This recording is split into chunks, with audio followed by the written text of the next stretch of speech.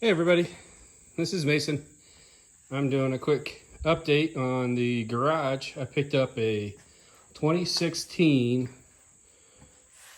Wildcat Arctic Sport, and this is my first side-by-side. So I have to say that I love side-by-sides. I've always had a buggy since I was a kid, and I built that one.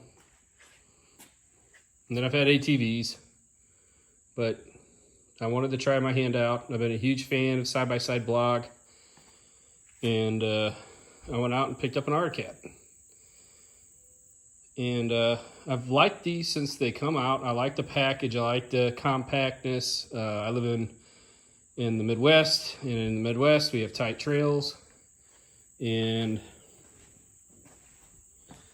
this particular package handles really good, and you can really throw it around hard.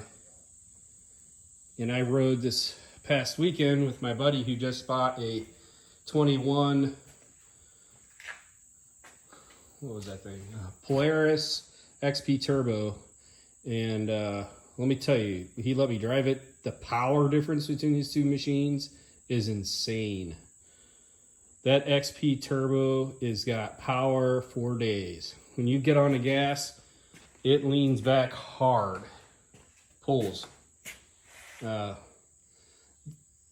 kind of machine has its limitations as far as like woods driving, but I'd say it did that pretty well. Both machines are about the same width. I have a different offset on the wheels than factory. So this one comes in right at like 64 inches wide, and his is 64-inch wide with stock tires. And this one's got, of course, aftermarket tires. Now these are still 26s though. And then I have it has the rapid response clutch. But the first thing I did is I bought a clutch kit, and I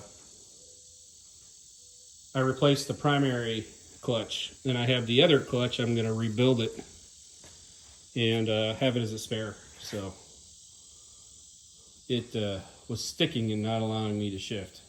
So I just bought instead of tearing it all apart and sanding down the surface that the Spider slides in, I went ahead and just replaced it, put the clutch kit in, put the spring in the secondary, and it went faster, and it works perfect. And I'll fix the other one and have it ready to go. I'll do all the sanding and stuff on it, and then it'll be ready to slap in if I have problems with this one. So downtime will be kept to a minimum. I found an uncalibrated clutch to replace it with. So, and then today I noticed after this weekend of riding, I noticed a smell of oil that was consistent all day. When I'd fire it up, I could smell the oil. So what I did was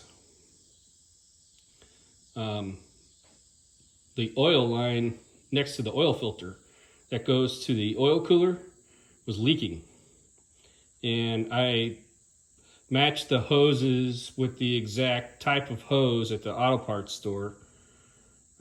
Same rating, 400 PSI oil, oil rated lines, and just replace those. And that's kind of a job, but not terrible. But I've got it all cleared from the dry shaft and got it all put back together. And yeah, no more oil leak. So it's got about 1,400 miles on it. I put about 60 miles on it this past weekend. I love it. I mean, it's a blast. I know it's not the fastest machine in the world, but it feels fast to me. And it's definitely fast enough that you can have a great time. This one runs extremely well. The engine sounds great. I've also got a HMF pipe that I don't have installed yet, but I will, and it matches the green.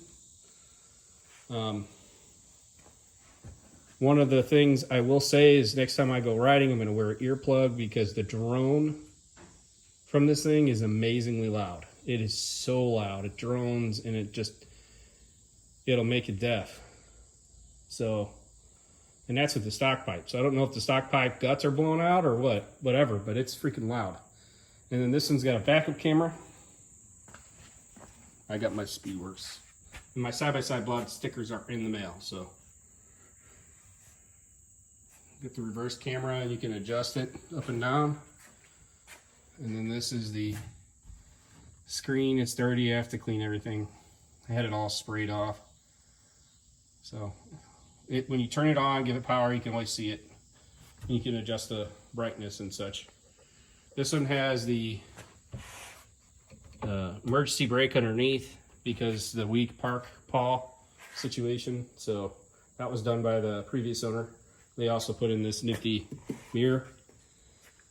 They really took care of it. I mean, they used it. It's muddy and dirty. I did a lot of cleaning when I bought it, but you could tell it was a loved machine. They did all the maintenance on it. The oil had a sticker in the window. The oil was changed at that time. It was it didn't look dirty, but it didn't look brand new, which tells me they didn't feel the need to run out and change it real quick because it looked bad. That's one of my things I can't stand when people do that.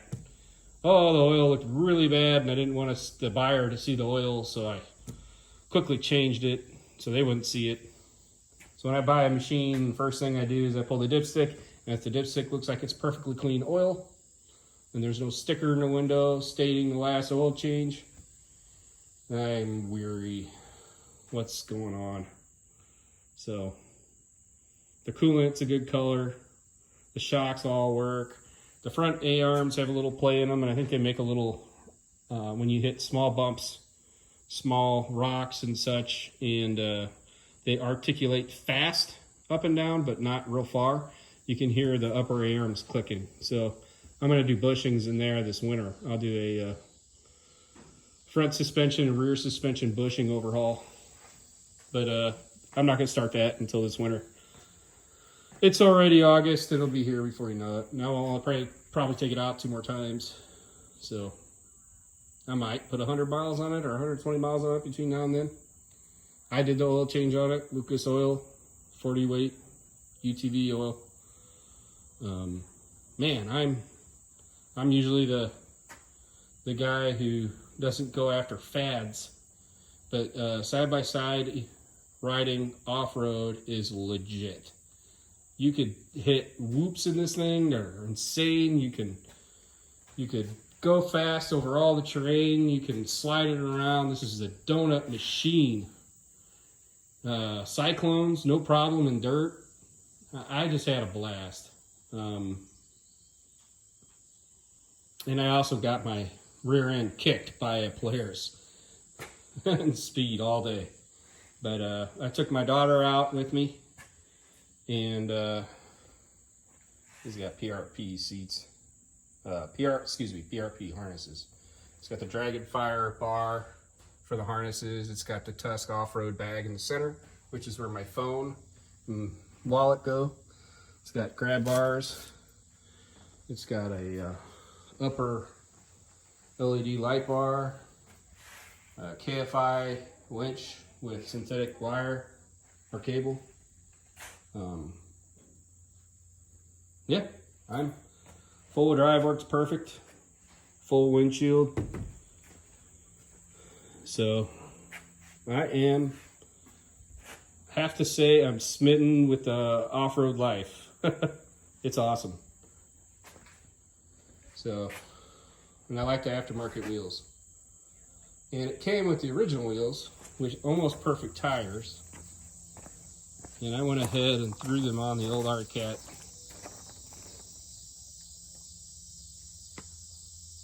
TRV 500. So, they look awesome on there. They have a little bit different offset, but they work just fine. So, yep.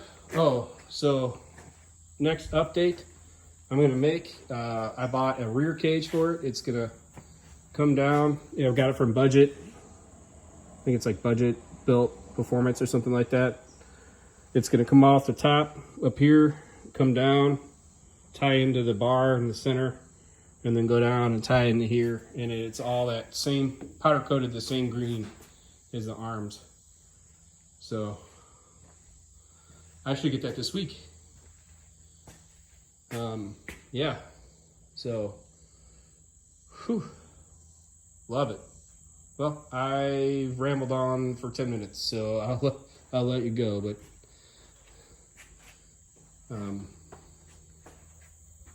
go UTV life. Thank you.